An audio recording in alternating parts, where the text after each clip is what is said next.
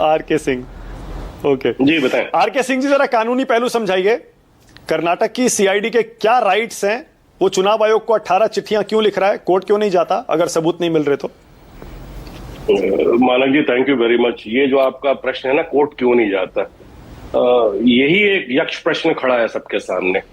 क्योंकि admitted position आज के डेट में इस मुल्क में ये है, सुप्रीम कोर्ट के कॉरिडोर्स में भी ये बात डिस्कस हो रही है कि देश की दो बड़ी राजनीतिक दल, सियासी दल और election commission of India, they are at war with each other.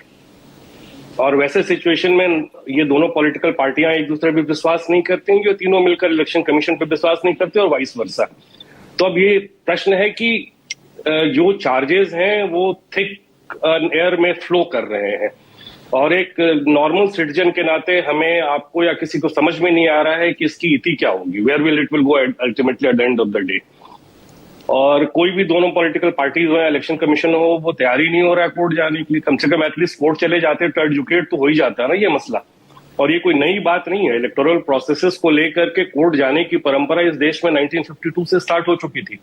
Punnu स्वामी से लेकर के राजनारायण, एडीआर और बाकी जो मुकदमे हैं, उसमें कोर्ट ने स्पष्ट कहा है, जहां पे आपके ये सीआईडी वाली बात आ जाती है, इन सारे बड़े मुकदमों में सुप्रीम कोर्ट का स्पष्ट मैंडेट है कि जहां भी इलेक्टोरल प्रोसेसेस की बात होगी, वहां प्राइवेसी के ऊपर ट्रांसपेरेंसी रूल करेगा। तो प्राइवेसी के कारण या किसी और ऑब्लिक रीजंस के कारण अगर आप कोई इंफॉर्मेशन शेयर नहीं कर रहे हैं, तो ये सारे बड़े मुकदमों जो है सुप्रीम कोर्ट ने पिछले 78 साल में दिए हैं, वो ब्रीच है। और माना जी, अगर आपके पास टाइम हो तो मैं एक दूसरी बात भी करना चाहता हूं, क्योंकि पूरा जो विश्व है हमें देख रहा है।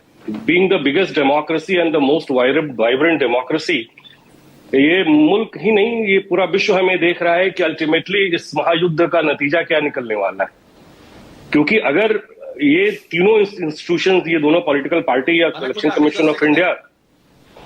कमीशन ऑफ इंडिया की अगर क्रेडिबिलिटी ब्रीच होती है, तो हमारे इलेक्टोरल प्रोसेस और डेमोक्रेसी की क्रेडिबिलिटी बिट्रेड एंड ब्रीच हो जाएगी। इसमें कहीं कोई दो राय नहीं है।